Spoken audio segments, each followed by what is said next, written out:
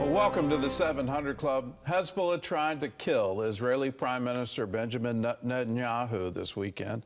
The terror group launched 3 explosive drones at his private residence. One of them hit the target. Neither the prime minister nor his wife were at the home when the drone struck. Netanyahu says the attack won't stop him from finishing Israel's war with Iran's proxy armies. Chris Mitchell reports from Jerusalem. Iran is denying it tried to kill Benjamin Netanyahu after a drone struck his private home in Caesarea this weekend. 3 unmanned aerial vehicles penetrated from Lebanon. 2 of them were shot down, and the 3rd hit a building in Caesarea in an attempt to hit the prime minister. Netanyahu and his wife Sarah were not home at the time. After the attack, he went on social media. And we're continuing our battle with Iran's other terrorist proxies. We're going to win this war. So will something deter you? No. Israel is blaming the Islamic regime in Iran and says it will pay. It's already expected to retaliate soon for Iran firing 181 ballistic missiles at the Jewish state on October 1st. In the aftermath of the elimination of Hamas leader Yahya Sinwar, hundreds of Hamas terrorists are shown surrendering in this video from the northern Gaza Strip.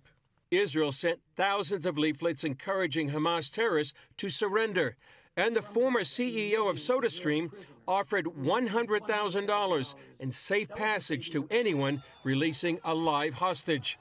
A top Hamas official says the terror group isn't giving up and insists no hostages will be freed till the IDF leaves Gaza. The Hamas movement will continue with the covenant of the founding leaders.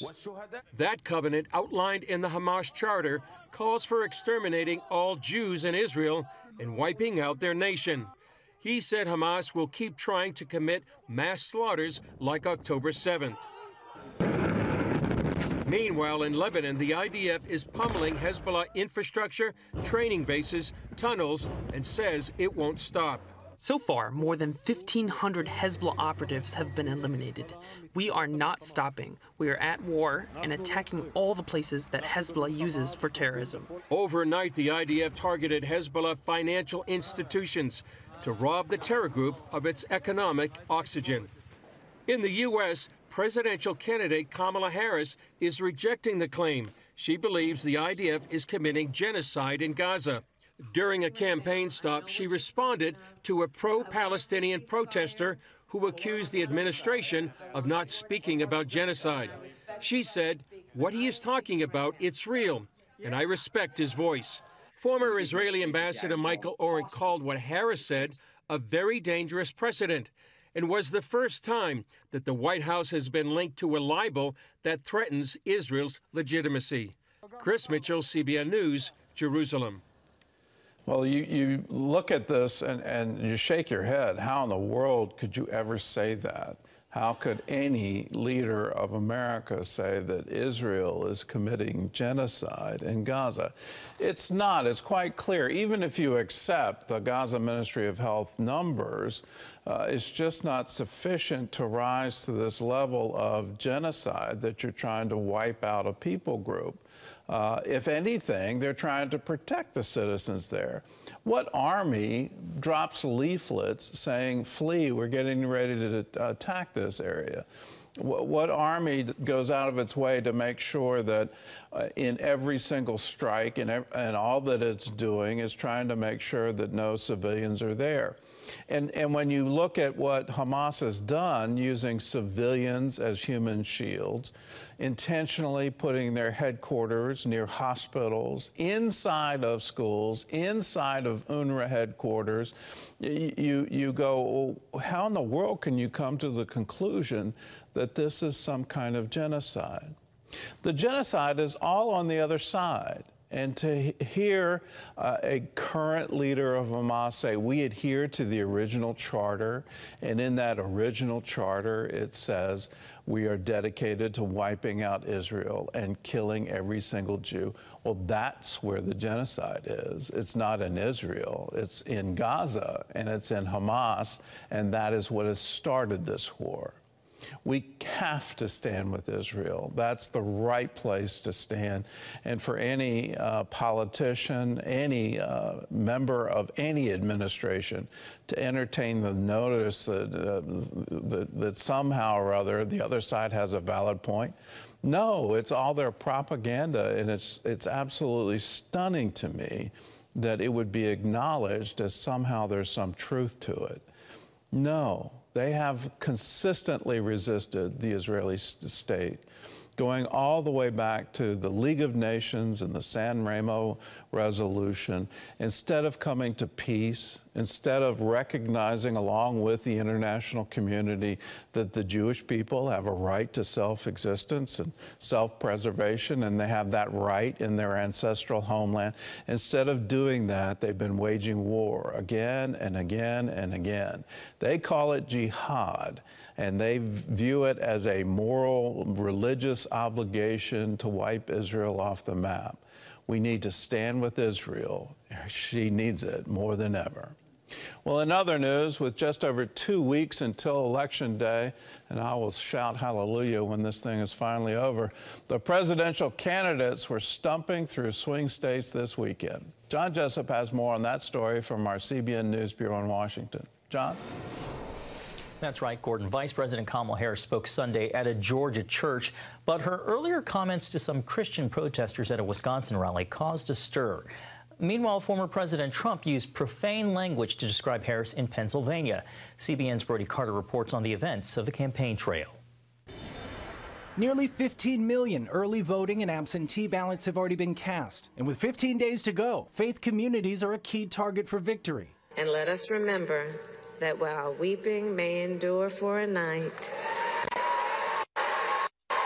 joy cometh in the morning. Vice President Harris appealing to faith voters at New Birth Church in Atlanta. Faith and good works go hand in hand. And that is especially true when it comes to protecting our sacred right to vote and getting souls to the polls. But over the weekend, an online community questioned her faith in a viral tweet when rally protesters were silenced after shouting, "Jesus is Lord." Oh, you guys are at the wrong rally. I think you meant to go to the smaller one down the street. Last week, she took heat from the podium for skipping the Al Smith Dinner, an annual fundraiser for Catholic charities named after the first Catholic to run for president. Catholics will be a key demographic in every battleground state.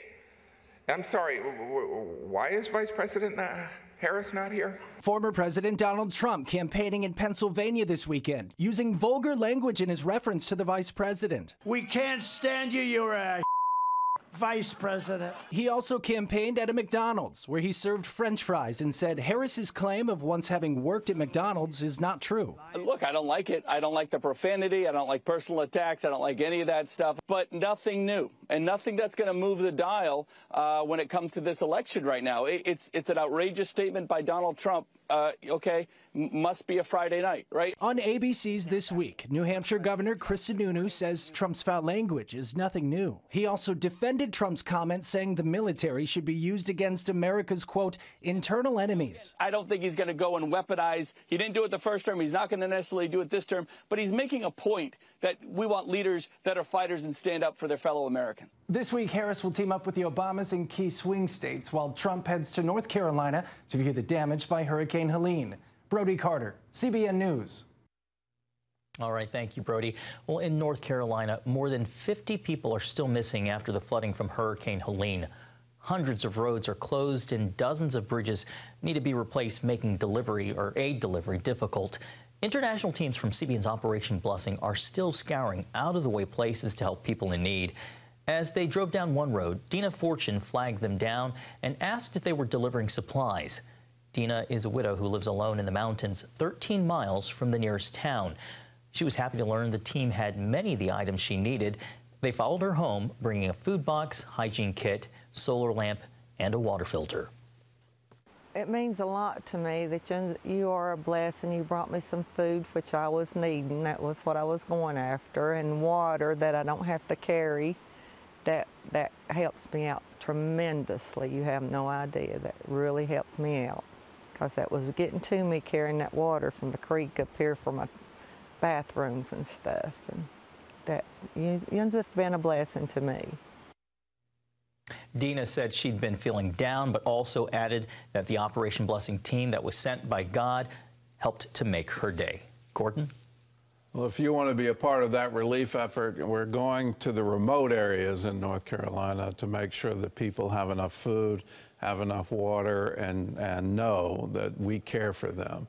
If you want to be a part of it, call us 1-800-700-7000. Say, I want to give to the Operation Blessing Disaster Relief Fund. You can write that on a memo line and a check. Mail it to us at CBN Center, Virginia Beach, Virginia, 23463.